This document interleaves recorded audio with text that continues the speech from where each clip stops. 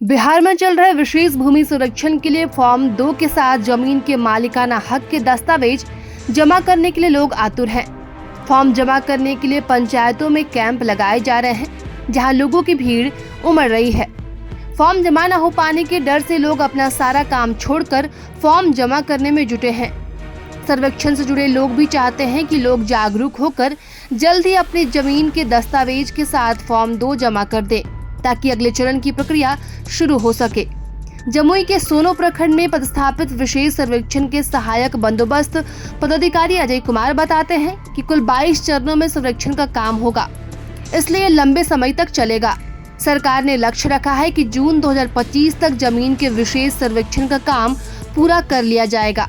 इसके लिए सोनो प्रखंड में विशेष सर्वेक्षण अमीन की टीम के साथ विशेष सर्वेक्षण कानून और विशेष सर्वेक्षण सहायक बंदोबस्त पदाधिकारी लगे हुए हैं।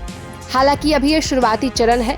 पदाधिकारी का कहना है कि फॉर्म 2 जमा होने के बाद दस्तावेजों की समीक्षा कर त्रिसीमाना की जाएगी, जिसके बाद गांवों की सीमा निर्धारित कर किश्तसारी का काम किया जाएगा। स्थल निरीक्षण, सीमा मिलान समेत सभी काम LPM के तहत किए जाएंगे। इस बीच फॉर्म 7 और फॉर्म 8 लेने की प्रक्रिया भी जारी रहेगी। और त्रिसीमाना भूमि संरक्षण की एक तकनीकी प्रक्रिया है, जिसमें जमीन की 3 सीमाओं या बिंदुओं को मापा जाता है, ताकि भूमि का क्षेत्रफल और आकार सटीक रूप से निर्धारित किया जा सके। और इस प्रक्रिया में भूमि की सीमाओं को मापकर सुनिश्चित किया जाता है कि भूमि के सभी भागों का सही स्थान और आकार दर्ज हो। और त्रिसीमाना के माध्यम से भूमि की सीमाओं और अन्य विवरणों को तय किया जाता है, ताकि भविष्य में किसी तरह का विवाद या भ्रम न हो। विशेष सर्वेक्षण सहायक बंदोबस्त पदाधिकारी का कहना है कि ऐसा नहीं है कि प्रपत्र 2 सिर्फ प्रखंड मुख्यालय पर ही लिया जा रहा है। विशेष सर्वेक्षण अमीन गांव-गांव जाकर लोगों से स्वामित्व संबंधी दस्तावेज के साथ सही तरीके से भरा हुआ प्रपत्र ले रहे हैं। ये अमीन ग्रामीणों को प्रपत्र भरने का सही तरीका भी बता रहे हैं। इसके अलावा संबंधित पंचायत के प्रपत्र पंचायत सरकार भवन में विभिन्न टेबल पर लिए जा रहे हैं। उन्होंने बताया कि जो लोग बाहर हैं और यहाँ ऑफलाइन प्रपत्र जमा नहीं कर पा रहे हैं, वे ऑनलाइन भी भर सकते हैं।